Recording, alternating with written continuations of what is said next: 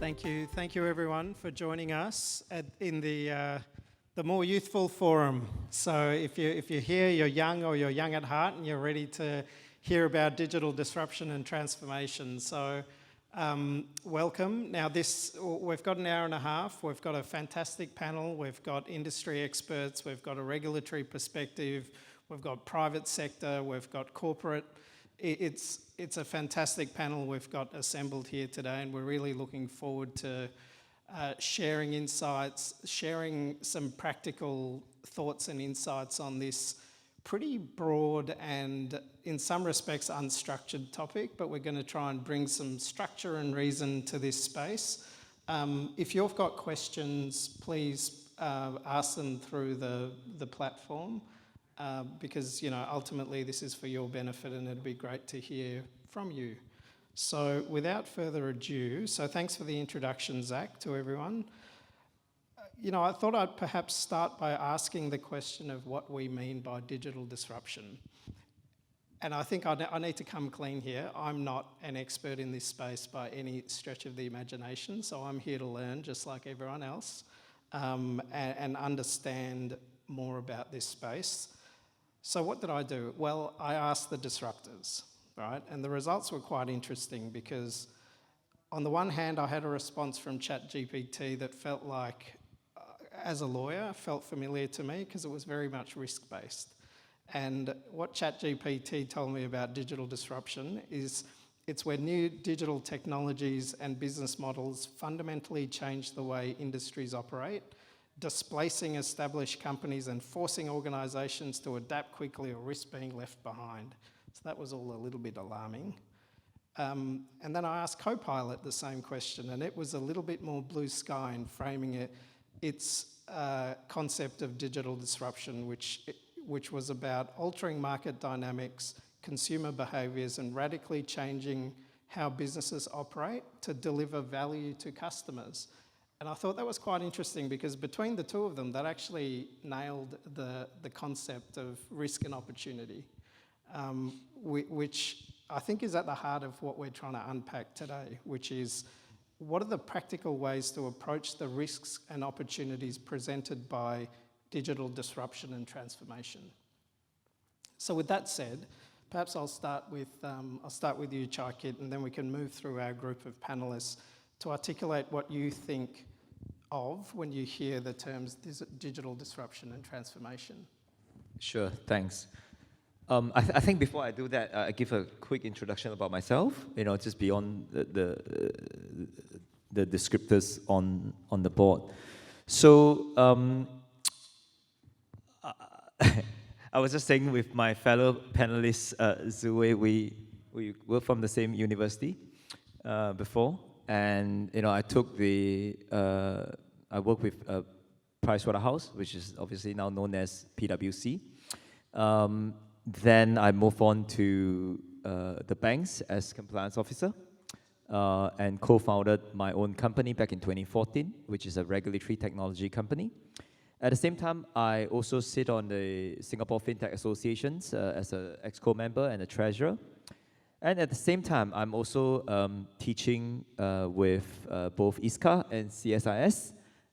Shout out to Prof. Tan at the back.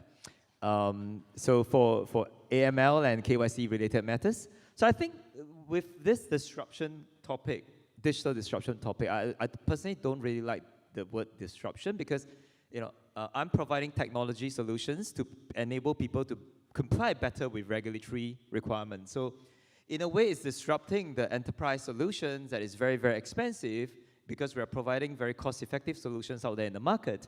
But at the same time, people need to understand that technology is here to stay and it continuously evolved, as we speak.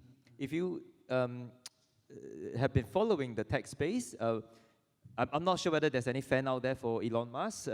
He recently, in an interview, said that in 5 to 6 years' time, all your mobile phone's going to be like, there's no apps on your mobile phone, everything is going to be run by AI. That's his prediction, right, about a few days ago. So I think when we deal with risk, I am assuming the audience here are C-suites, of listcos or regulated businesses. there's a whole heaps which we can unpack later on, but in my opinion, as with all potential technologies, tools, and inventions, whilst there's risk, there's opportunities, right? So we have to be able to handle both together. That's my sense. Thank you. David, did you have a view on sort of what this space means to you? Yeah, thanks very much. It's great to be here. I wanted to say that, so my background is from the digital space, and I would say that the challenge we're all facing is that the pace of change is, firstly, it's there, and it's picking up pace. The rate of change is a constant, but I think the thing I want to say is that the rate of change is just getting faster and faster. That's number one. Second is that the span of the impact is actually very, very wide.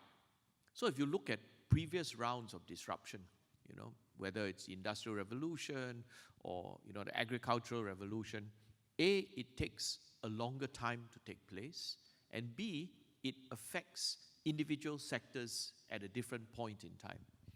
The digital revolution and now increasingly AI are revolutions, changes which are taking place, firstly, at a much faster pace, and it is affecting much wider swaths of society, industry. It's almost everywhere, everything, all at once. That's the first set of points that I have. So from an individual perspective, you feel it. And the best analogy I'll give is this. When you were coming here this morning, if you forgot to bring your wallet, maybe you would continue your trip and, look for a friend here and scrounge off, or they're providing lunch. If I need money, I'll scrounge off you or whatever. But if you think about it, if you forgot your handphone, your cell phone, I'm not sure you would have continued the trip. I don't think you can survive a day without your handphone. Okay, you would have gone back, because the thought of not having the phone with you, I think, would be unthinkable. And what I want to say is that when did the iPhone get invented? Spend a moment. When do you think the iPhone got invented? And actually, it's about 2010. So it's only in the last 15 years that the technology that we now take for granted was invented. So for myself, I spent most of my adult life not having a phone. I mean, the first generation phones were the Nokias, etc., which they weren't very smart. Okay, they were dumb phones today. But in the last 15 years, handphones have come up, and the ubiquity of it, the dependence that we have on it now, is unbelievable. So this is give you a sense of the rate of change and the rate in which our dependence, our society, how much we have changed in the last very short 15 years, just using this as a simple example.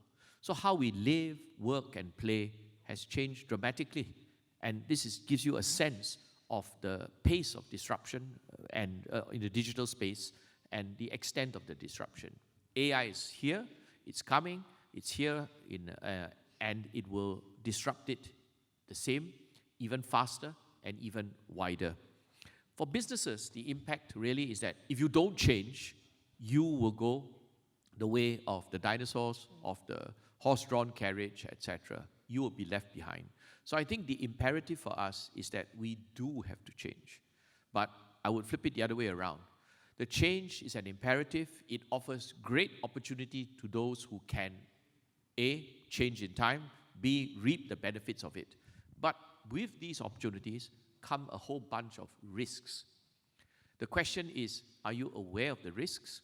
Who is managing the risk? Are you internalizing and taking the appropriate risk management decisions? It is not a technical issue. It is a business issue. Just as the opportunities are business imperatives and business issues, the corresponding risks are similarly business issues. Thank you, David. Anyone who has teenagers at home would know how disruptive technology can be and how they would not be able to live without their phones. So it's certainly a whole of community issue. next on our panel, Luke, if you could share some thoughts with us on that. So I'm a computer scientist, 3 decades, probably one of the oldest computer scientists around. I was just sharing with Reuben that one of my lecturers who taught neural networks in the early 90s is actually a Nobel laureate right now in physics.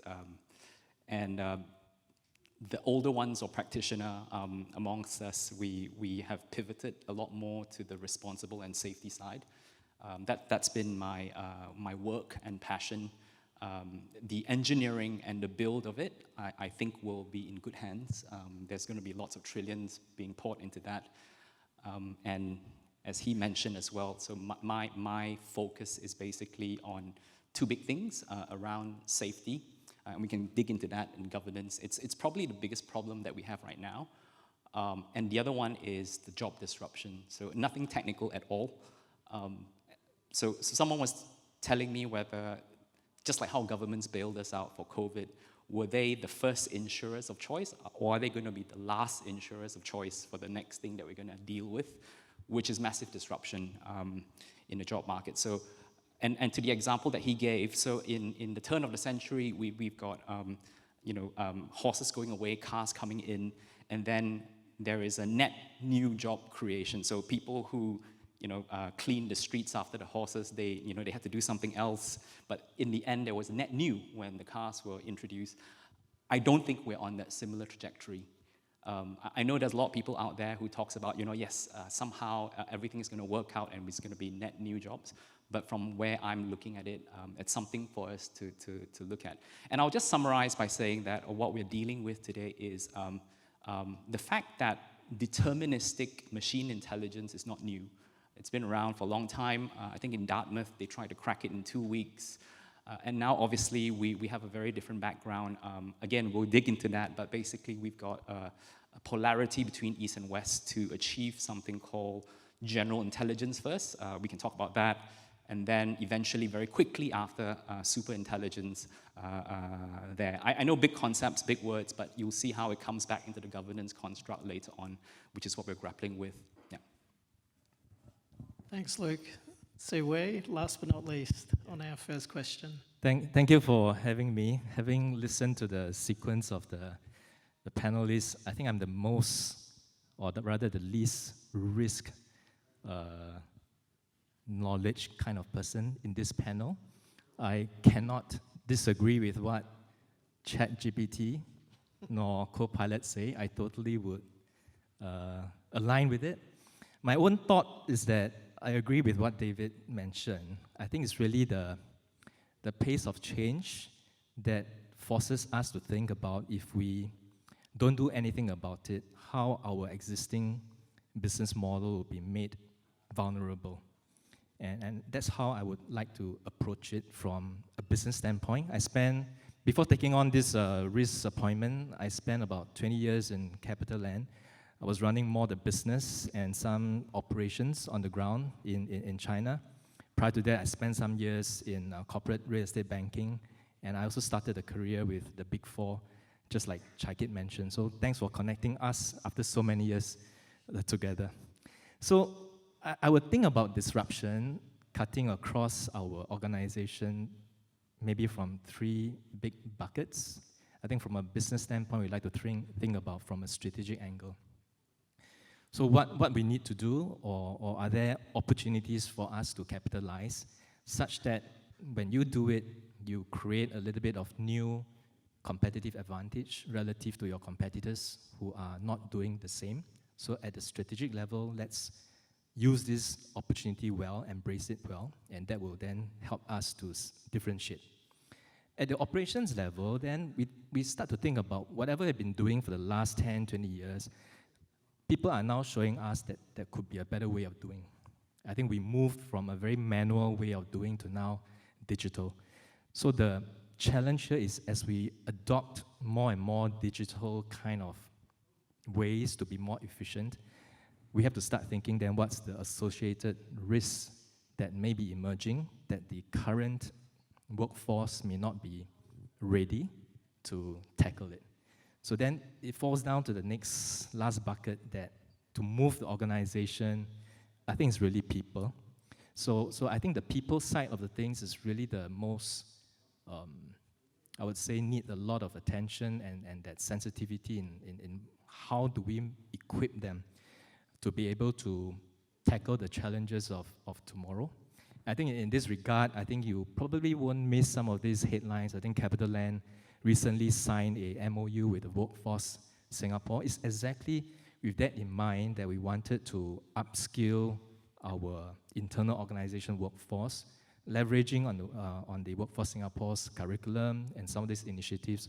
Hopefully that interaction will help to make us a bit more aware of what's out there in terms of AI, in terms of the newer technologies, and how we should think about it. So to conclude, I think it's really about, from a risk sense, I mean, think about it from this way. If the highest risk is not doing anything, and by not doing anything, you expose yourself, then that really fundamentally change how we look at how we should manage this disruption. Yeah. Fantastic, thank you. And that's actually, we're getting a few questions already, which is great. And that's a great segue into a couple of questions that have come in that I'll sort of merge together, which picks up on the theme that, okay, if you have to do something and it's a risk not to do it, from an SME perspective at a practical level, if you're unable to invest in systems or engage the same consultants that the big end of town can, how do you engage with this? At a practical level, how do you suggest SMEs, medium-sized companies do this? And I'll throw this out to the panel. If I can go first. Of course. I think ultimately, right, the first thing is that technology have to be used to solve a problem, right? That's obvious, right? And it cannot be for technology's sake, or you just want to jump on the bandwagon, because your competitor is using it, you do not know what you're trying to achieve out of using whatever solution. So if you say, for example, right, if you have a regulatory, risk, because we sell RegTech, so I'm not selling you anything, but really, if there is a regulatory objective that you want to achieve, and you have to use a technology, say for example an automation or a software, for example, to manage the risk better, then obviously you have two options, right? Either you buy or you build. That's typically what it does, right? Because if you will have to build that, then if you're an SME, you lack the know-how to do so, then the next best option is actually, to buy. So then if you buy, and again, kudos to what our government is doing, has been doing. There's a lot of solutions out there in different categories that have got PSG grant, to help to encourage adoption, depending on what you're looking for. So I do believe that there's no lack of functional solutions to get you started in this digitization journey, or digitization and automation journey. That's the first 2 points that I would say. So there are tools available in a number of the government's websites that you can actually look for. That's number one. And ultimately, I think earlier on, the panelists have also used the concept of the horse and, on the roads and all that. I would like to extend this a little bit to say, have you heard of the horse and the cart, right? Like typically before the invention of cars, you have carriages, you've got horse, you've got the cart that pulls the carriage. So as with all things, in terms of utilizing technology or digitization, you do not want to put the cart in front of the horse, because that means the structure doesn't move forward. So you need to make sure that you know where you want to go. You want to be able to control where the horse pulls the cart, and whatever carriages that you want to put on top of the cart move in the right direction that you want to control. Because, to David's point, there is this business outcome and objective you want to achieve with technology, but at the same time, you want to understand the risk. What if the wheels, break down? What happens? What if the harness, that controls the horse is loose? Then, you end up, going way off. Yes. And then if you use AI, for example, then there's obviously principles and stuff that you may want to be considering We won't go into too much details, but like the Monetary Authority of Singapore have published in the financial services sector this so-called the AI, the FEAT principle, right? FEAT, fair, ethical, accountability and transparent. So these are key principles and framework that I think people can use and adopt, when you try and implement some of these technologies in your organizations. I'll add on to that, just from the AI perspective, because I spend a lot more time with the government, with AI now, of late. And so first from a global standpoint, I think we're very lucky to be in this country.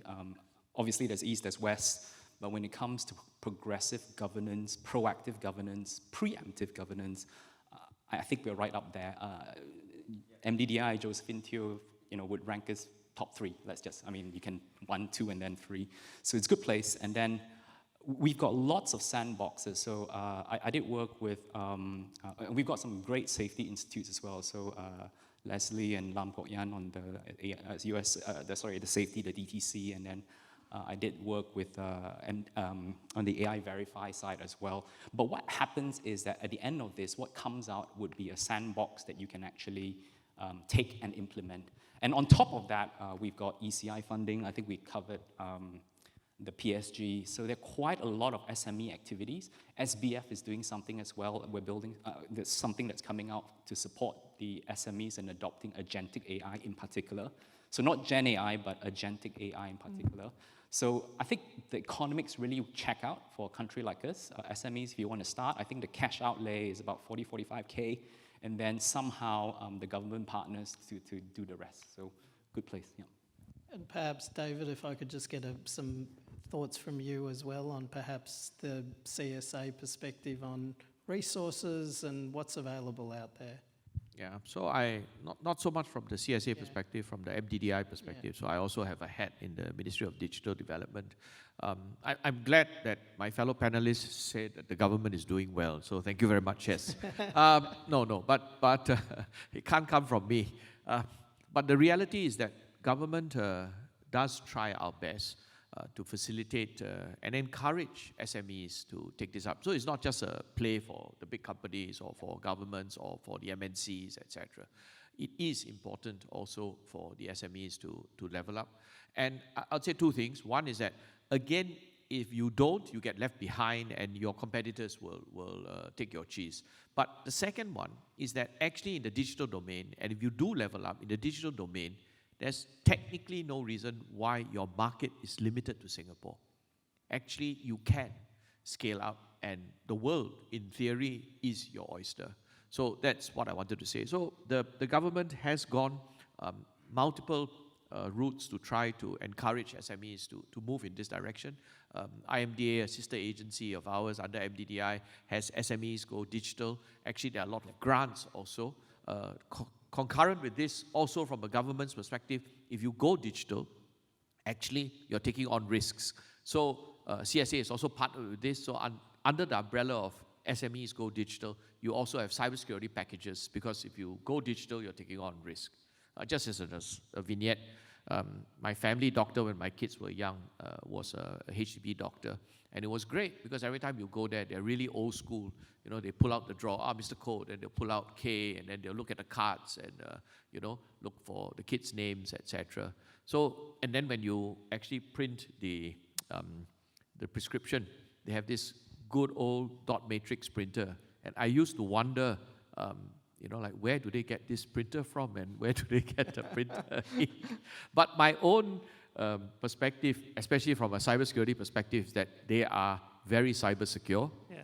And second, yes, they are resilient, right? Their business processes are, right? But the point is that you do have to move. However, as you move, you take on risk. So I think that that's something that I want to say. I just pick up on 2 points. One which Luke talked about, which was sandboxes. From a company's perspective, whether you're LISCO or SME or whatever, actually, when you want to move an experiment, then don't experiment with I would suggest, from a risk mitigation perspective, don't experiment with the whole house. Don't place a bet necessarily, unless you wish to. bet the whole house on this. So you would want to bet some part of the organization. It could be a certain proportion of the business, or a part which you want to experiment with, and that's a regulatory sandbox. So from a business perspective, it's conceptually the same. This bit of it, let's try it out, see if it works, etc. And the second thing I want to pick up is what Chye said, and that is that it's not technology for technology's sake, right? I come from the technology digital world, but it is not technology for technology's sake. This is a bright, shiny thing, but what exactly do you want to do it for? What are you trying to do? Is it to improve productivity? Is it to do something new? Is it to do an existing process and make it better and more efficient? Be clear on this, all right? The digital offers opportunity, but the starting point has to be clarity of thought. It's not a digital issue. The digital is not going to solve your problems. If you're not clear what you're trying to do, you're not clear what your market is, you're not clear what the value proposition is, the digital, adding on AI or adding on a digital shiny package is not going to solve your fundamental challenge. If I can just add on course. to what was said here. We work a lot with the financial services sectors, right? From traditional banks, insurance companies, to CapitaLand is a client of ours, and very, very fortunate for that. And certainly with the very small SMEs as well, right? In the non-financial services space, your accountants and your CSPs and your lawyers, right? So, and especially with the financial services sector, right? MAS itself, right, have actually launched this directory called the pathfin.ai, which is really to encourage the smaller financial services players to adopt AI solutions, proven AI solutions, not just at a sandbox level, which I think is a great initiative, because we always think about AI related type of projects that cost tens of millions of dollars, but but if you're thinking about solutions that's already out there in the market, that is made available, or rather, I would say AI components that is already commoditized, then it's already made available to a lot of players out there in the market. So there are about 3,500 licensed entities in Singapore, regulated by the MAS, right? And the idea is where, again, I have to say this, not because you're sitting beside me, but it's a whole of government, whole of Singapore, whole of society's effort. We want to do something. AI is the future, and the financial services sector, being the heart of our economy, will obviously have to move forward in the same direction. So with that, it means that the AI solutions for SMEs, or the SMEs of financial services sector, is there. There are solutions out there that is not going to break the bank, if you're adopting some of these solutions.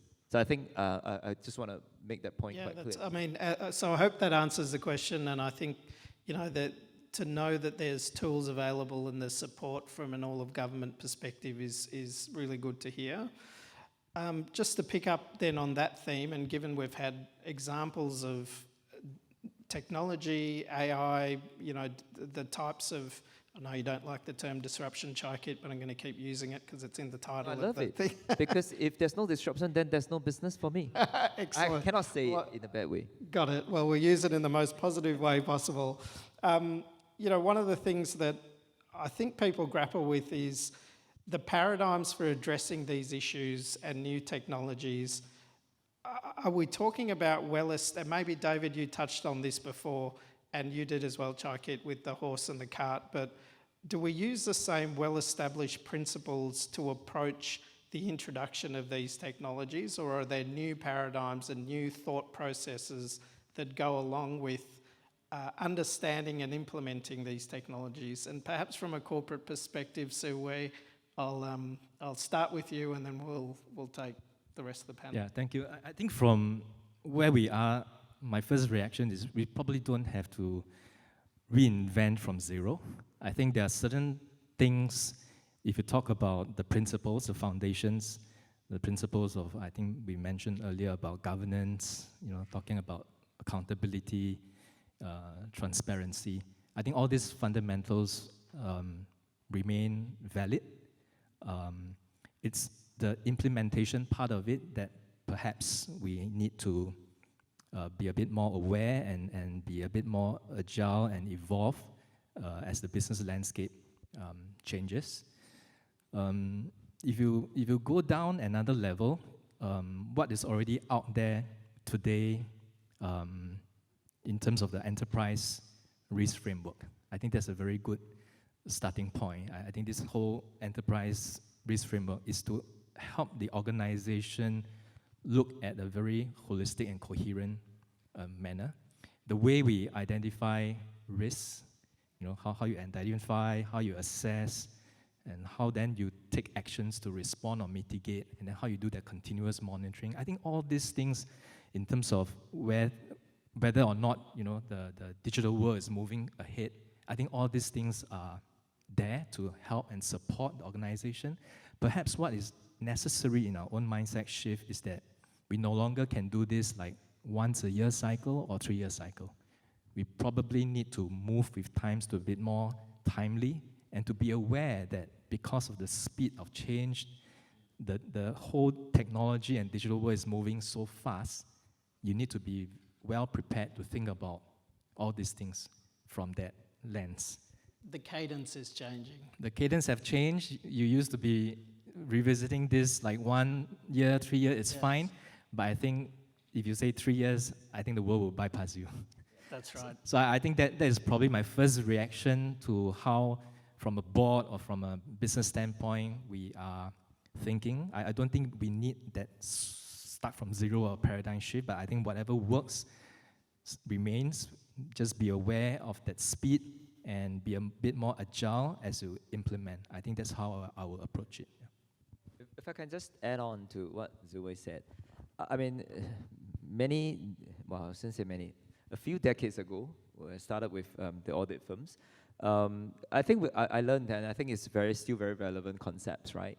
When we talk about risk management, we do need to understand the concept of controls, right? It's literally control mechanisms that you put in place to manage the risk that you want to address, whether is it the whole of enterprise risk or even in each of these verticals. It could be legal risk, credit risk, volatility risk, liquidity risk, and so on and so forth. It's a whole heaps, right? And technology risk, obviously, right? So with all that, you need to understand what are the controls mechanism that you need to put in place, because there's obviously, you're in business. Business means you're taking risk, full stop. But you need to put in place appropriate control mechanisms to mitigate the risk, right? So what are these controls? And it remains the same in broad terms, right? You have your preventive controls, which is basically you put in place controls that will prevent the risk from entering your organization. That's first and foremost, right? But you can't, it's almost like you put your gate and your door lock, in front of your house. You cannot completely walled up entirely, but you put sufficient security up front to prevent bad people from entering your premise. Same thing, to prevent certain types of risk. So you do screening, you do certain checks, before you offer services to these guys, right? Now then, but you can't prevent all eventualities. Then the next part of the framework, which I think is going to be quite useful, is that then you try to do some detection, right? So Wooi talked about, the cadence of your risk assessment needing to be more frequent. Absolutely agree, right? It used to be 1, 2, 3. Maybe it has to be a lot more frequent than, on an annual basis. Yeah. So, but your detective tools, again, using technology can be a lot more automated, can be a lot more quicker, and that is your detection, right? After your detection and your prevention, there may be still some risks that will seep through the cracks. That's it. And then you have a residual risk. And so just to elaborate on that, are there things we don't know or new and unknown risks, a new type of risk you're trying to keep out of the gate that is presented to us now that wasn't before? I can go. I can try. Go ahead. This is not just observations right now. So most of my work right now is at the forefront of AI safety. Again, just to bring back to AI. And so what AI Verify did, and it's the world's first, I think last year, it's already old in comparison. is to do Gen AI testing, because Gen AI was thrown into the world in 2022, 2023, and Gen AI is non-deterministic. So basically, it's a fancy way of saying probabilistic, so you get hallucination and stuff. How do you test against that? So that's the first hurdle. The second one is in 2025, the big tech in Silicon Valley gave us agentic AI. That word's probably been thrown around a lot. And that introduces a new set of risks, about 12 to 13 categories of risks that are undefined before. So what agentic AI gives you, just a couple of seconds, is that agency planning and reasoning. So agency is the ability to take actions on our behalf. So we all know about that travel, clicking, and buy tickets for you and stuff like that. But our banks, which are some of the best banks in the world, have actually gone quite far ahead. And they are coming to us to say that, oops, I've actually built a couple of thousand agents, and the agents are already in production, talking to each other, summarizing documents, reinterpreting policy documents, all that kind of stuff. There is this need for the business to say, and now with AI being commoditized, engineering being commoditized, the business people are saying, even I can code up, vibe up an agent in 20 less minutes. I can build something very quickly. So you've got this angle where the business is saying, why are you, from a builder's perspective, stopping me from going to the market with this revenue impacting, P&L impacting, all that client service impacting use cases. And then you've got a governance framework, which I lovingly call AI is like alien intelligence crashing, 24th century technology crashing on 20th century governance frameworks that we're still trying to hold on. So to that question on whether we need to reinvent it or extend it, a lot of the banks and a lot of the financial institutions of the world are really testing the gray areas between that. I am more inclined towards a reinvention completely from the ground up because of the new capabilities that come in play. One example, when you have materiality for the risks that you have in your governance frameworks, all that stuff.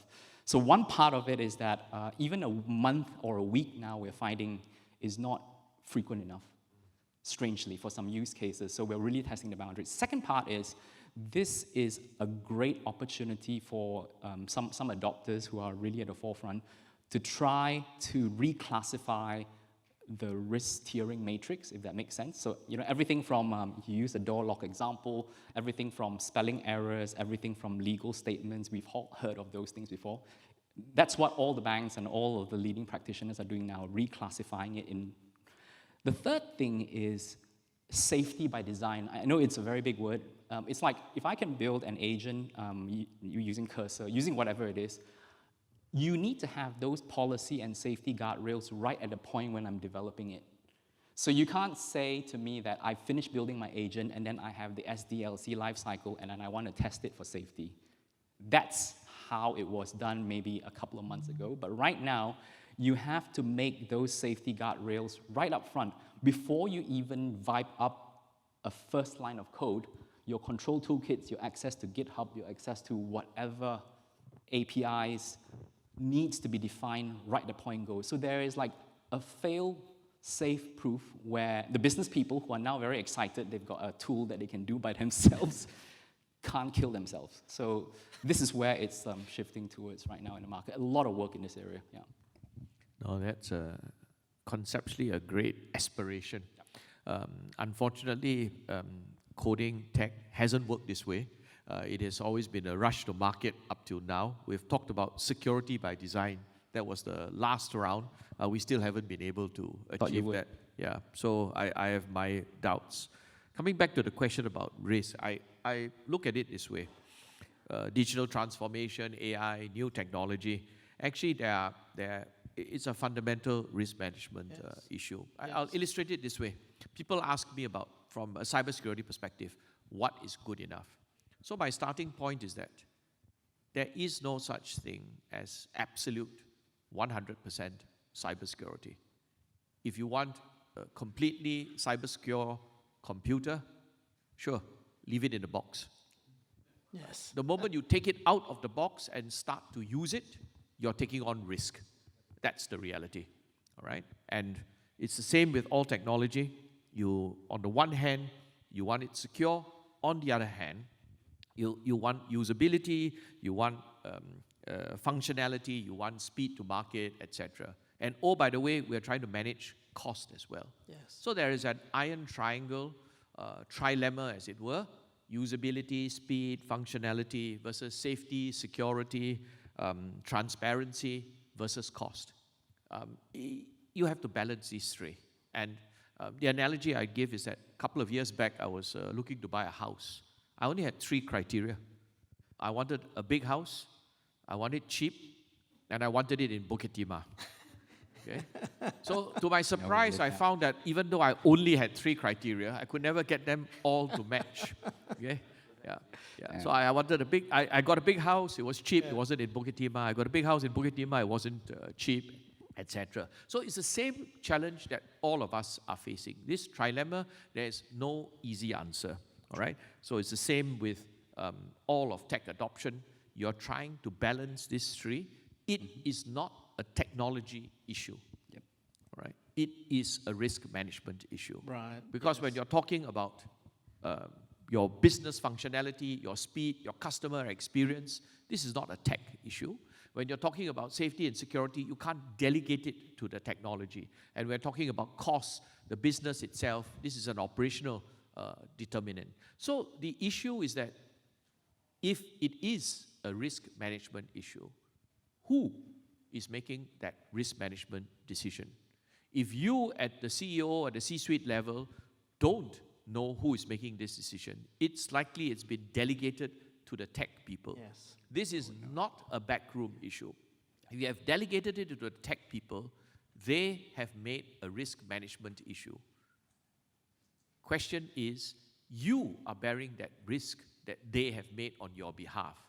So, in my view, these kinds of decisions cannot be delegated to the backroom. These are boardroom issues. They are either at the C-suite level or at the board risk management level. And boards know how to manage risk. So it just has to be framed not as a technology issue, not as a tech transformation issue, but as a risk management issue. If you want this bright, shiny thing, if you want to adopt this and you want to have this opportunity to disrupt the business, etc., yes, but what is the trade-off?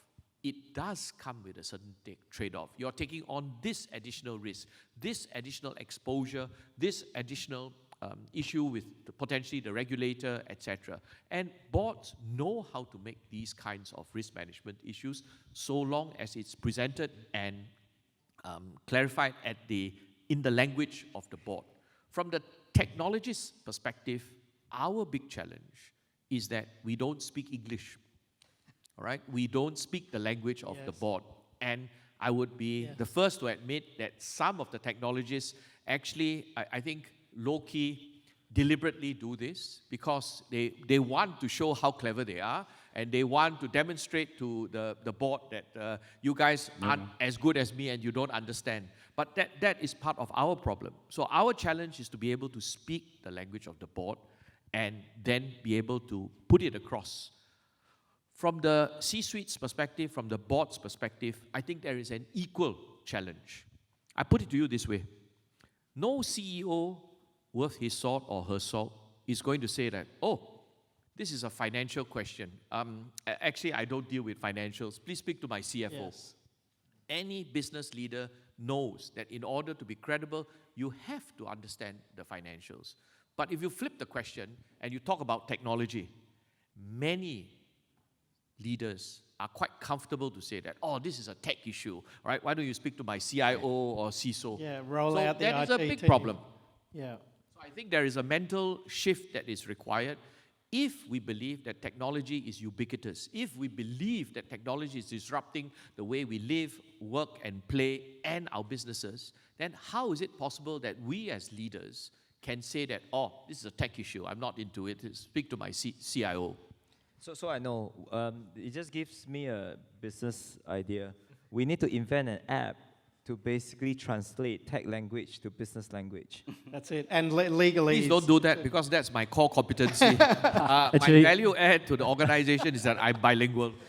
Hearing them speak a lot about technology, the various functions, whether you're in front, middle, or back, I think one thing that cuts across is really the risk culture. I would say Yes. every organization with all these emerging risks, we are going to anticipate new things that is more unknown. So I think that risk culture has to be really permeate through the organization, and this can only come through. I think if you set the tone right at the top, and the people, the workforce have to just upskill themselves and be more risk aware, and don't always deflect it to say this is the job of the risk department or this is the job of the IA. You know, we have all these lines of defense. I think everybody has to play ball, because the organization is subject to the risk. It's always through the weakest link. You never know where that link will come in. So I think I would say risk culture, it's topmost when you deal with people. Yeah. And it's a all-of-organization issue. Could I jump into Suwun's point about the risk culture? And I want to add another dimension, and that is that it is also not the responsibility of the regulator to determine the risk. Okay? So very often the question is that, so what is the government doing about it? All right? What is the regulation required? So I want to make a pitch that actually you have to internalize the risk. Okay? There are regulations. The regulations, the standards, etc., there are a few challenges. Firstly, this is an emerging area. If it's an emerging area, do you really want the regulators to come in very quickly and set the standards when we're not clear, we're not sure? If we come in too early, we'll stifle the innovation. All right. Second is that governments, all right, Singapore government may be good, etc., but governments are not known for speed. This is not our core competency. And definitely, the passing of laws is not something that is done at speed, all right? So regulations don't come out that fast, right? The third is regulations, standards, etc., compliance codes. These are typically baseline, right? We set it there, etc. So from a business perspective, from a ListCo's perspective, it is, in my view, not sufficient to say that, oh, I'm in compliance. That is not part of the risk culture. That is the minimum standard that you should be looking at, right? Please understand that the impact, if it's taken, ultimately, if we adopt the proper, in my view, the proper risk culture, then you have to understand what is the impact to your company, what is the impact to your bottom line, and what is the impact to your company's reputation. And that you may have, and ultimately, your own risk tolerance, the company's ethos, the board's culture, etc., the company's culture. And these are things which can't be regulated from the center. Yes. So I just want to make this argument. I slightly disagree. This is the first disagreement of the panel. Bring it on. I slightly disagree that we're very slow. I think looking for a financial, banking, financial services sector space, I think MAS is probably one of the quickest regulator to pass certain regulations, and it's very forward-thinking. I think that's very important. You know, regulation, not just technology for technology's sake, regulation for regulation's sake is also not going to work. And I think what is very important to know, at least we're fortunate enough. I don't know whether there's any MAS people around. So I'm saying good things about MAS here, which is important because it's on the record. The guy is taking photograph. So I think that what is important here is that from a regulatory perspective, I think at least in Singapore, it's very principle-based, it's very outcome-focused, rather than a one-size-fits-all, rule-based approach. I think that's very, very different. So be careful what we wish for in terms of regulatory clarity, because if it's absolute clarity, means there's no room to maneuver. Then it will not be risk, you will not be able to have a bit of a risk-calibrated solutions and controls that you need to put in place to address those risks that comes along. You'll have a more sort of parental control sort of approach, which doesn't work, which is very strange. In Singapore, we tend to see ourselves as like a nanny state. Like, you just leave it to the government to tell us everything that we need to do. Whereas I think there is also a forward thinking, I suppose a large part of the government to think forward that what is the outcome of the regulation or the objective of regulation that they want to put in place. Yes. Then you herd people towards that direction. I totally agree. That's what is ideal. I just That's disagree with him and he's agreeing with me. No, I agree with the idea that that is what we are trying to do. But it takes two hands to clap. If you want to have this enlightened approach, it also requires the regulated entities to act in an adult manner. Yes. Yeah. So, and not always the case. And if you take the approach, I'm not saying that it is, but if you take the approach that, this is not required, this is not mandatory, etc., then ultimately it will lead to a race to the bottom. And ultimately you have to accept, entities have to accept that the risk is something that you have to own and you have to operate on that basis. I just have to say that I think we are spoiled because after practicing in the West and coming back for the last few years, I think you're doing a good job. Again, relative, but from what We have to say this because it's like you're very humble, Indeed. very humble. But yeah. Okay, I feel compelled to respond. Okay, I think if I take a segue to cybersecurity, I think there is a space where we do have regulation, especially for the critical infrastructure, and I'm very clear in that case that there is and if I expand the point wider to technology, we need to understand that actually in technology there is perhaps a fundamental difference between technology versus traditional engineering. So if I look at civil engineering, etc., you're trying to design something that A, stands the test of time, and B, fairly mature, the technology, and C, you're just dealing with known forces, the forces of gravity or load, etc. In cybersecurity and some of these new areas where you're concerned about, for example, safety, transparency, etc., I want to say that there are perhaps two fundamental differences. The first is that the technology is changing. So if you design something today, but the technology changes tomorrow, then are the standards that you worked off yesterday good enough?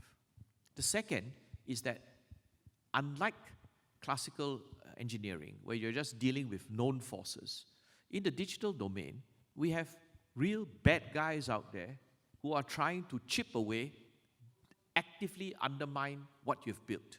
So whether it's cybersecurity or in the AI space, bad actors, criminals who are trying to get past your controls, in financial services, scammers who are trying to cheat us of our money.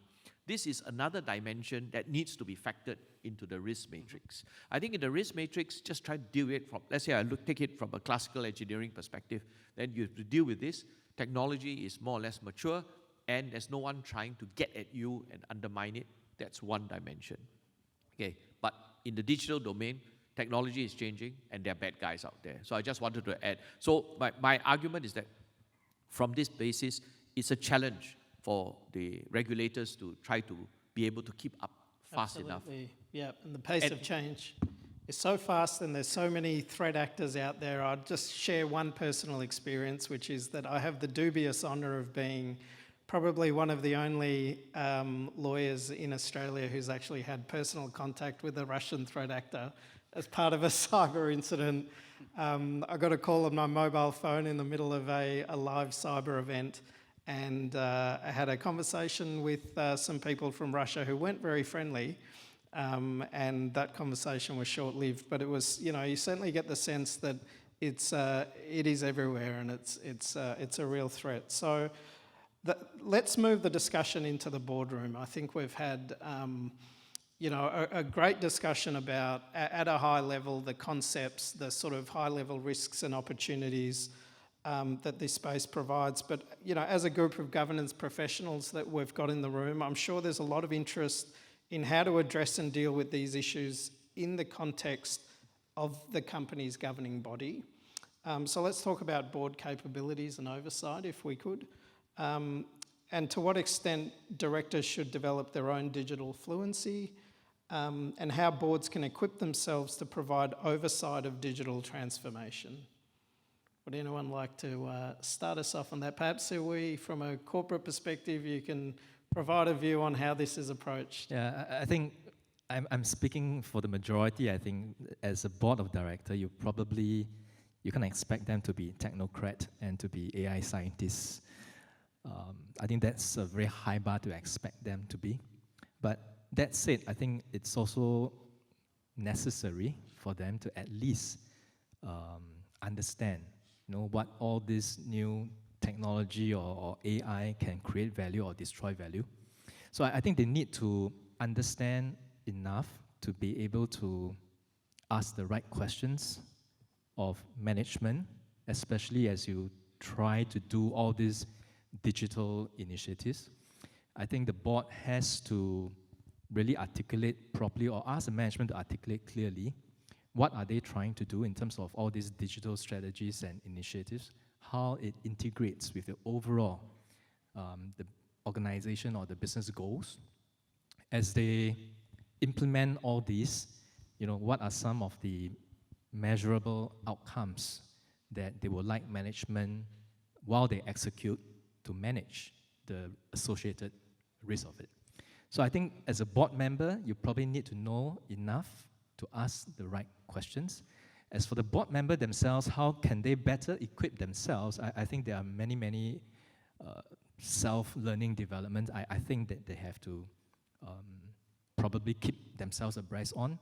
From a strengthening of the board, I think it's always helpful to always strengthen and look out for composition of the board members that comes with this area of expertise or the adjacent skill sets that is probably lacking in the traditional space. So I think that's how the board should think about as they refresh the composition of the skill sets. I think AI technology is moving so fast. It has to be a very conscious effort on how they would like to augment the current board knowledge and skill set. They can ask management to always, on a regular basis, whether is it monthly, 3-monthly, have a bit of teach-ins from experts like here. Another thought I have potentially could be a role reversal, reverse mentorship. I think the board members typically are a certain era, certain vintage, certain age profile.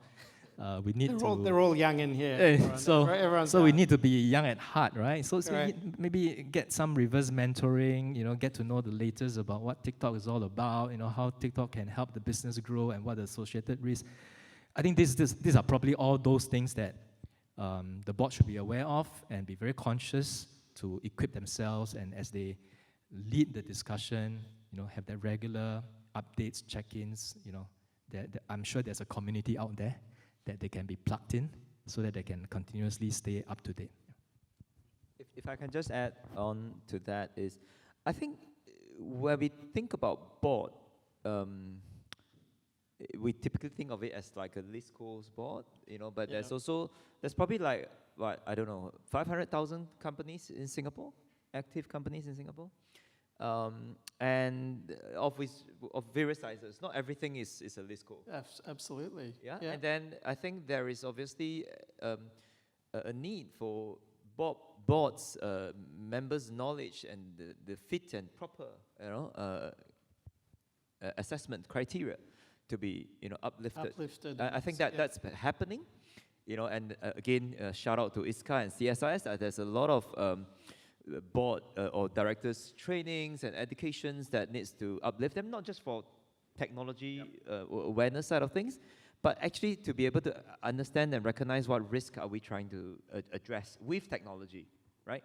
So unless you're running a technology business, then that's a slightly different. So I think using an example of a regulated business from financial services, I like to use this example quite a lot because it wakes people up. I call it the 50 Shades of Grey. Not quite sure whether you... It's PG. You're going to keep it PG? Yeah, we're talking suitable for general consumption? Yeah, but board of directors, we established that they are of a certain age, right? Sure. So I think the no-go zone, which is the very, very black side of things, which is actually like your sanctions, your terrorist financing and all this sort of stuff is the no-go zone. You don't want to touch these guys. Then you have some of these other areas, like perhaps from a capital markets perspective, your market manipulation, your misconduct, and mis-selling. These are not very good, but it's still quite grey. Then downstream you have I'm not suggesting this, okay, the conflict of interest. There's all sorts of things that needs to be addressed, as well as eventually this little bubble that is coming up, which is actually your technology risk side of things. So if you think about all these, this is what you're trying to guard against, right? That means you don't want bad things from happening in your organization or through your organization. So then you put in place controls on how you address them, right? And whether or not the board, like what Wooi said, the tone from the top, the culture have to be quite clear, because like I myself have been engaged before, to do a board senior management learning bite training session for one of the very large bank in Malaysia. Comprises like 200 senior management and the board of directors and the chairman and whatnot, to talk about what? Talk about my favorite topic, anti-money laundering and anti-bribery corruption. Right. So if the board is actually engaging in these sorts of activities, yes, trying to educate themselves, then it sends a message down the rest of the organization that there is a need for everybody else to do the same. They're driving the discussion. Exactly, because the people that works beneath, the team itself, will know that the board is serious about this, and then they typically will drive a certain behavior. That's my own sense. So we've talked quite a lot about risk. Some of the discussion we've had this earlier this morning in the sessions was about corporate culture. Sorry, could I just jump in and Absolutely, just go back to your question? I love the way that Reuben framed it as one of digital fluency, right? So as someone who is of that age group, and I've just got my I've just made it to senior citizen, I think I qualify in that space. I want to say that digital fluency is a great, how shall I put it, frame starting point. And I speak the language, but I can't say I'm a native speaker. And I think all of us suffer from the lack of being digital natives. Yes. Our kids are digital natives. Absolutely. And I think that coming forward in the future, they would have the instincts and know what is appropriate, what will work, what will sell, and what is secure and safe. For ourselves, we still lack those instincts, and I think that's part of the reason why we have scams, the rate we have today, etc. So I think all of us have been thrust into the 21st century, this digital domain, without having developed those digital instincts, etc. Yes. So similarly, for LISCOs, boards, etc., this is the challenge you're facing. You're in position of authority, but you don't necessarily have the right instincts. I just briefed the board of one of our local big banks on cybersecurity. So I similarly agree with what Chye said, that boards today get it. They know that they want to level up and they need to be current, and they are trying to develop that digital fluency. But I want to share a flip side, a vignette. We just had the Singapore International Cyber Week 2 weeks ago, and my UK counterpart, I was having a chat with him, and the UK has had a recent very bad run of significant ransomware attacks on big companies in the UK.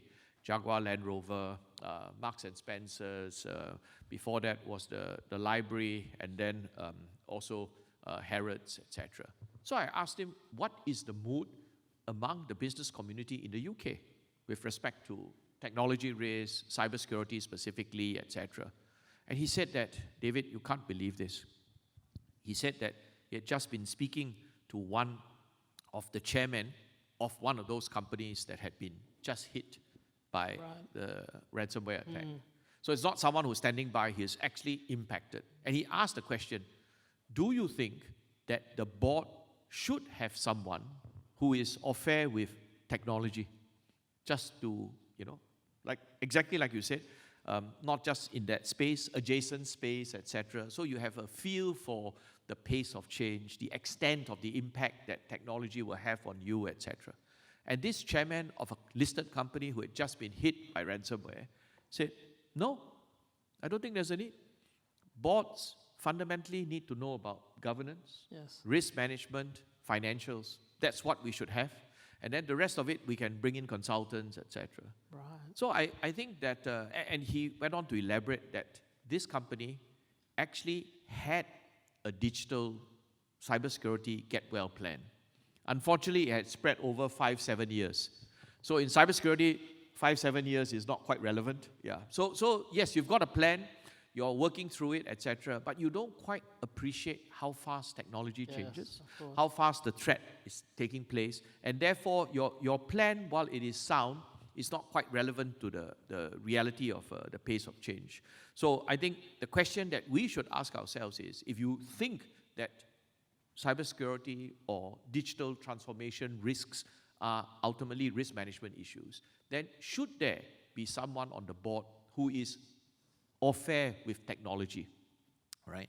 Aware of the pace of change that technology is actually moving at, the extent of impact that it can have on you, your business, security, transparency, safety issues, etc. Right? We have requirements in the stock exchange that listed companies do need to have financial qualifications, etc., but not on technology. So something to think about. Then, actually, big companies are not an island unto themselves. You're part of a supply chain. Your suppliers can be hit, and the risks that they have, the weakest link, can be transmitted to you.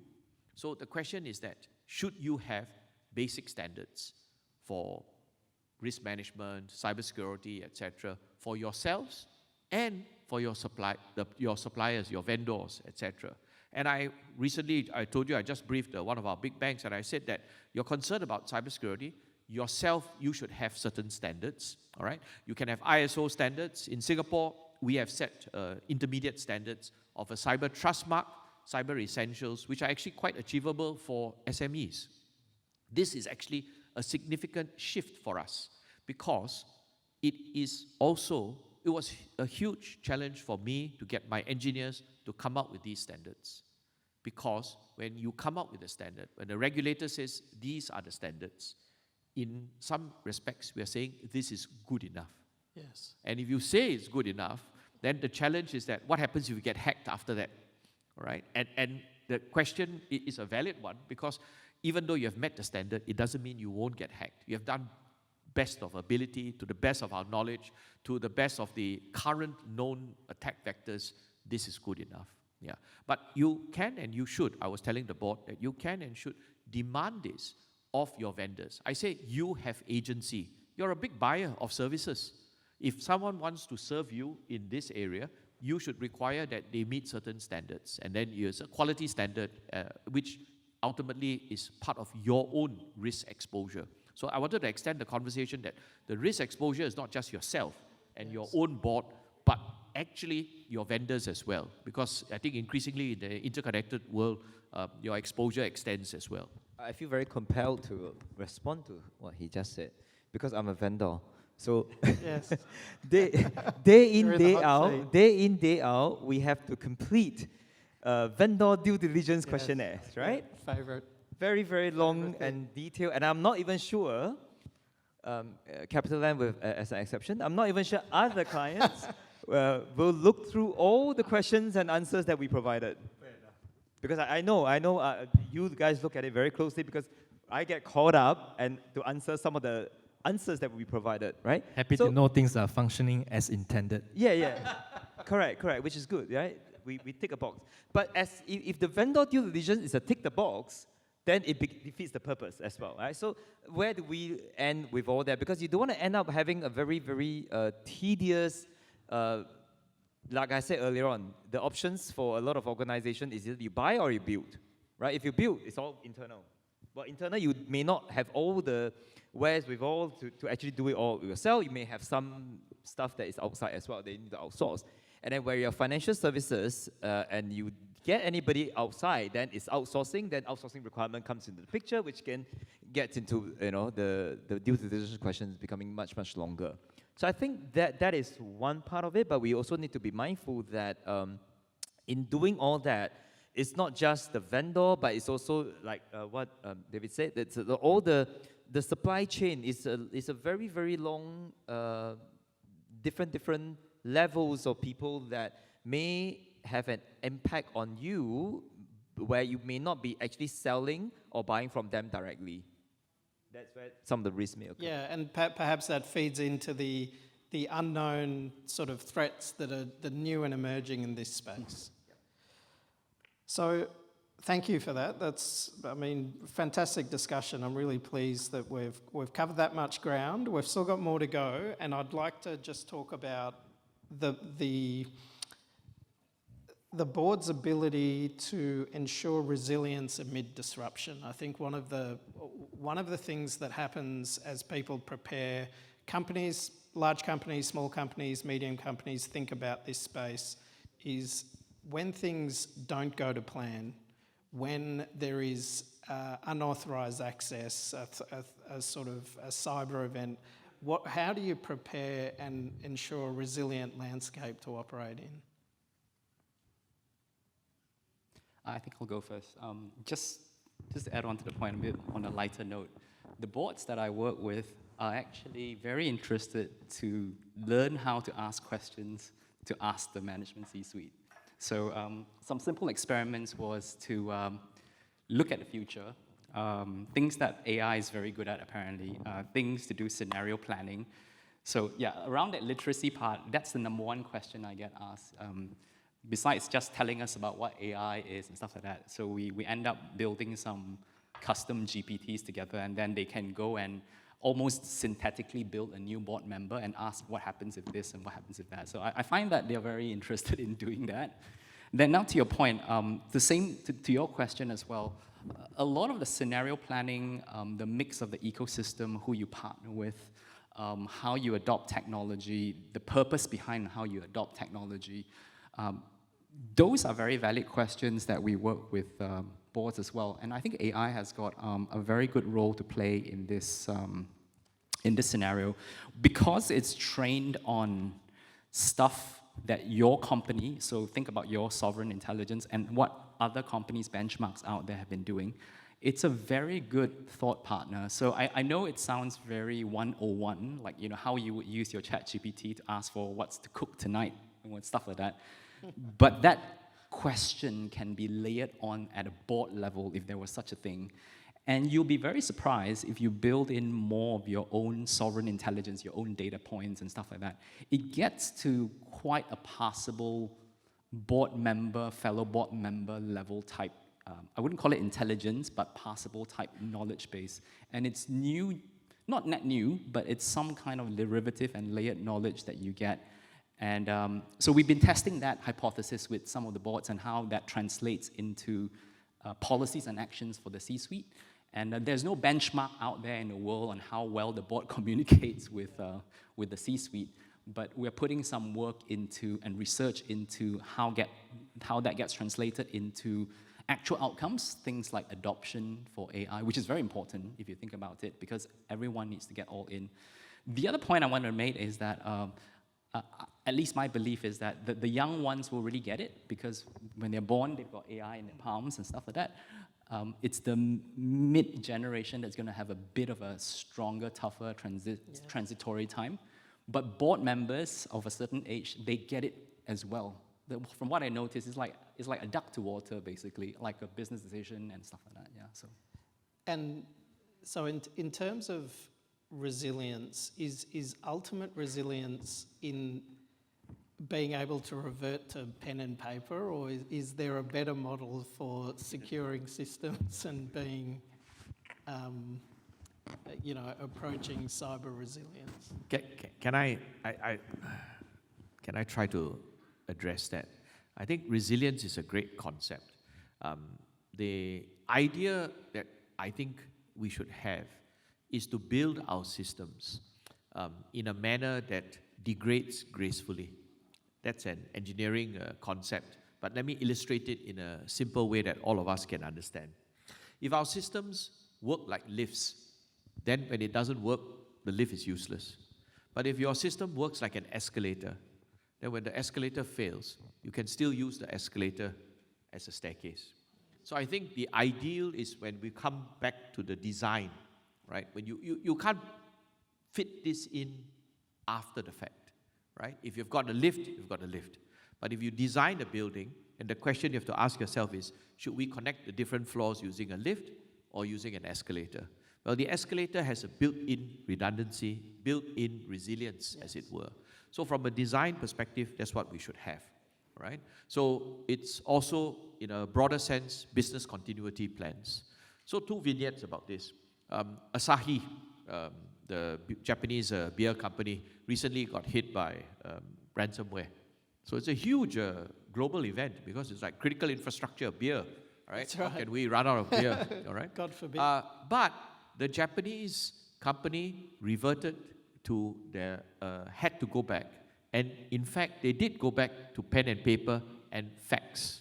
Right. I think Japan is probably the only country that still has fax machines. I'm not sure some of the younger people in the room have any idea what a fax machine is. Or the But sound it made when you rang it. yeah, but it is a plan and it does work. It may not be as efficient as the old method, but it allowed them to continue operations as opposed to having a complete stop. So my advice to all of us really is that if you want to have resilience, then it's the same as with any other business process. A, you need to have a plan. B, you need to test it. So the analogy I've heard is like, it's like a fire drill, right? Will the fire take place? No one knows. But do we have a plan for a fire? The answer is yes. You've got, the fire extinguishers, the walls, the ceilings are already built with the sprinkler system in place, etc. And we have a fire drill plan, and we test it at least once a year. So the question is that if you think you have a digital disruption plan, you have a resilience plan, etc., do the people know what to do? Do you test it? Yes. And if you think about it from a cybersecurity perspective, if there is a major cyber event, then the guy that's going to be fronting it is not the IT guy. It's not the CISO. It's the CEO. All right? The lawyers need to be involved because there are legal requirements. Marcom needs to be involved because the brand is involved, etc. So the question is that, are all of these people aware of the plan? Have you tested it? Have you run drills, etc.?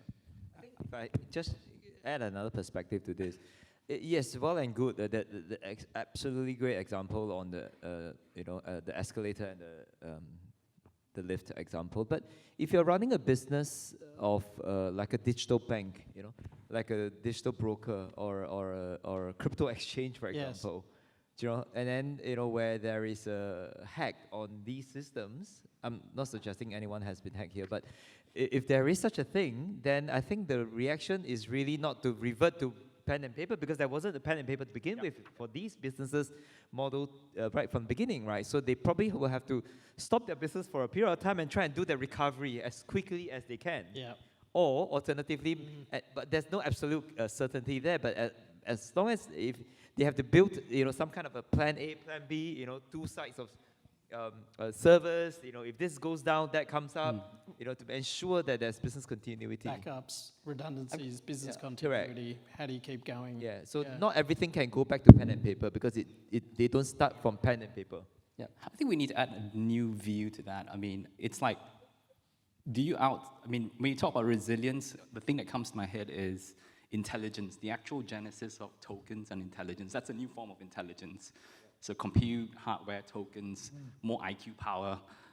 Would you outsource that intelligence? Again, not directly answering your question, but I think it's a new form. It's like what most clients would say is that, if I can get a hit on my P&L and I cost reduce and I get my ecosystem partners to build most of it, right, with me, I'm very allergic to that, because I feel that if you want to build corporate DNA intelligence as your new competitive asset, the only asset of the future, you need to be generating that yourselves. No one will know a CapitaLand better than CapitaLand, and no one will know anyone else better than. So there's this direction where I'm seeing where people are beginning to pull in the insourcing of the intelligence more and more. So if I'm a marketing services company, yes, some agencies still do some of my ad buying and so forth, but it's trying to come back into the house to say, can I do the generative thinking myself? So digital influencers, drug discovery, you just can't outsource some of that thinking around it. Yes, the production of some of that things, yes, you can. But yeah, I would argue that that's the new form of resilience that we need to build, the thinking process within the organization that we just have to get used to moving forward in the future. Before that, digital efficiencies, cost saving, I get it. But right now, I think it's a different equation to play. I'll just add to that I think from the leadership standpoint, we are mentally have to prepare and be ready. Yes. It's not a case of whether it will happen, is when. And when it happens, we are all able to come together as a core group. So you probably have to test the plan like what David mentioned. Agree on who are the core people who would then make the key emergency decisions at times. Test it out, coordinate it. And because organizations are moving so quickly, you have change of appointment holders, etc., and etc. So you just have to frequently test it, strengthen it, have debrief. At the same time, a lot of these things are requiring a lot of specialists, experts to advise you at a point in time. So it's good to build that panel, build that community. You don't just learn from your own experiences, you tap others people's experiences. I think that's how the board and the leadership team should mentally prepare when we talk about organization resilience. Yeah. Fantastic, thank you. Now, they say time flies when you're having fun, and I've had our 10-minute time mark. I suppose I would like to ask the panellists as a final thought. Actually, I'll pose one question before we go to final thoughts, and that is, I know we've spoken about a lot about the pace of change, and we're all grappling to get our heads around the current state. I have had a question here that I've sat on for a little bit because I've thought it's quite a good one in terms of where to next. And the question says, everyone talks about AI and its disruptive impact. Is quantum computing the next bounce of the ball? Can the panellists opine on what other disruptive technologies are coming? So effectively, what's next? What's next on the horizon that we should be looking out for? Or are we too busy looking at the sun as it is at the moment? Anyone have any thoughts? Let me take a step, all right? Firstly, I want to share that when I took on this job, I was very disappointed to discover it doesn't come with a crystal ball, right? So I checked the safe and there wasn't a crystal ball inside. Second thing, so we don't have a good view of the future. Second is that if you ask me 4 or 5 years ago, what was the big thing ahead, just in a small area of cybersecurity, what's the big thing ahead that's going to affect you? And my organization and I were very clear, the big thing ahead that was going to affect us was quantum computing. And we had started to work on that, etc. Then what happened was that ChatGPT came out, AI came out, and all bets were off. And everyone, and including ourselves, had to pivot very quickly to AI, talk about the security, cybersecurity of AI, safety, security of AI, and then the use of AI, guardrails, etc. And now we have agentic AI, etc. My point is that I have no idea, all right? If you had asked me, I was very clear it was quantum computing, all right? But then suddenly AI comes out and we were totally wrong, full stop. So I don't think we are good at predicting the future. Yeah.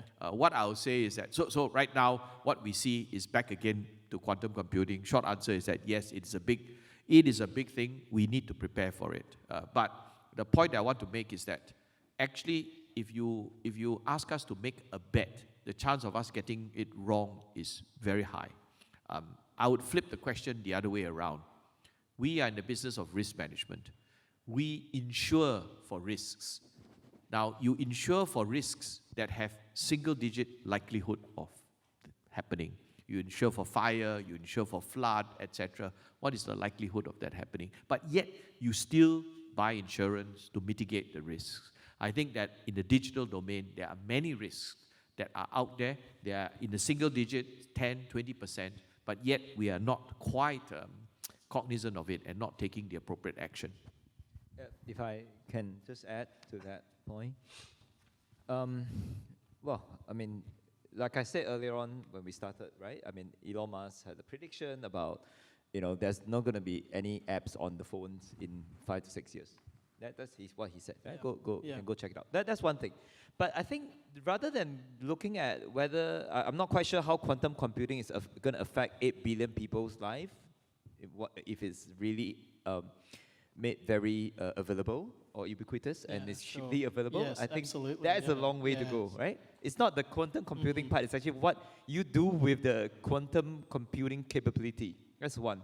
Now, the second thing I would sort of suggest is that if I look at whatever that's already been talked about or hyped about, and we haven't really talked about digital assets, blockchain in this session, Yes. crypto, stable coins, because these are things that is already out there and it's already been used and, quote unquote, legitimized, right, to some extent. And if your client comes along to you and say, hey, I want to pay with USDT, USDC, how are you going to accept it?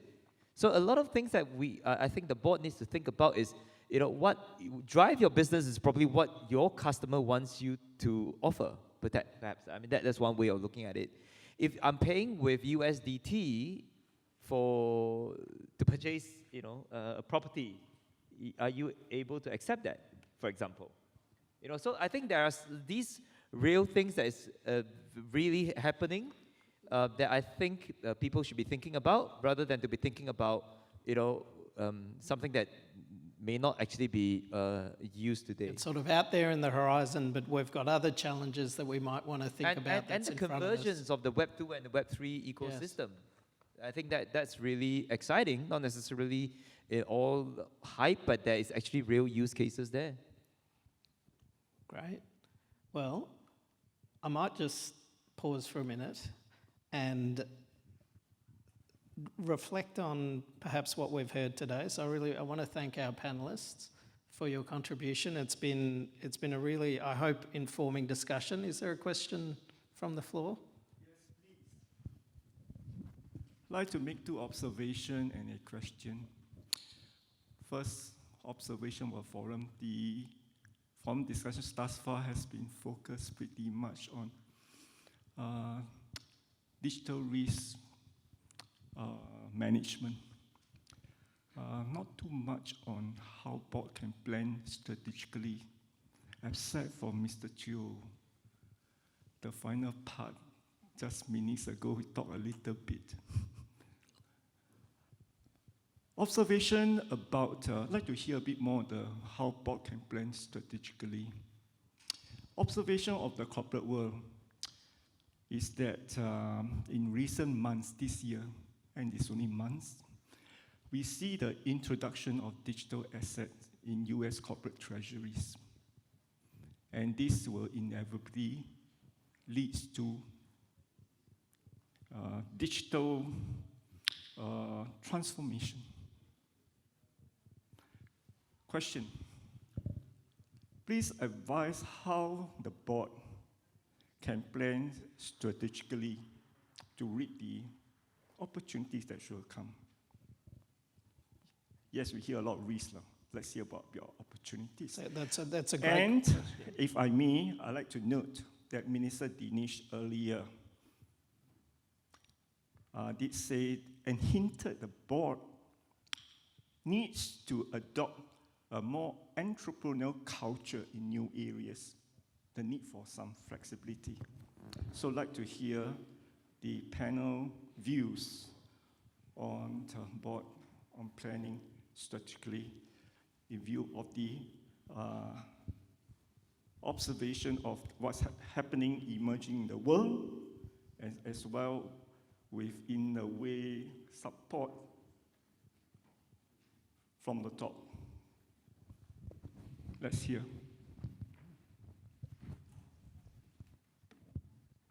Well, I mean, from my point of view, the board obviously need to plan way ahead, right? It be it, well, I typically call it 5, 3, 1 year. 1 is obviously execution, 5 is probably a longer term period. Now, and I sort of suggest that you go back and think about what does your customer wants, because ultimately you're running a business and you need to make sure that the services or the products that you sell to the market or bring to the world is what the customer will eventually buy, because you obviously got a financial outcome that you need to achieve. That's one thing. Now, then we bring in this concept of, you brought in this concept of digital assets. And yes, it has already, in a way, or in a relatively big way, in my opinion, changed the way people are settling cross-border, payments, transactions, and whatnot. But behind all of this, in my opinion, there's a lot of geopolitics involved as well. And then for a long time, at least from Singapore's perspective or from MAS perspective, they were trying to come up with this CBDC, right? Central bank digital currencies. And that sort of got, again, thrown out of the window because Donald Trump got into power, and then there is a few other things that happened in between, which makes the whole thing, I would say, a lot more complex, but it doesn't change the fact that a number of digital assets is out there in the market that people are already using. Okay? So in terms of how the board should plan, is that you got to be, number one, aware of what's out there, and this awareness is not something that any one of us can actually advise. It's really you got to know that these are out there in the market, and your counterparts and your competitors may be thinking of how to structure certain products or certain instruments in a way that perhaps more efficient in settlement, get past maybe certain I don't know, I'm not suggesting get around tariff restrictions, but there are certain things that is being done in the world today, right? If your suppliers are in the more frontier markets, and have got certain restrictions in terms of the SWIFT flows and all that, then those understanding needs to be quite in tune with what options is available to you, right? It's not against the law to be using some of these stable coins to settle. It's not wrong, in my opinion. It's not illegal. But is your finance department or your accounting framework set up to actually cater for handling digital assets, for example? So I think that will be important as you plan, because if you are not able to account for it, then how do you actually accept it? That's what I would say. Yeah, and so it sounds like in some respects you're getting back to the similar decision-making paradigms to assess the opportunities that you would with other opportunities. Yeah. If you think that the world, like I said earlier on, if you think that the world in the future is going to be like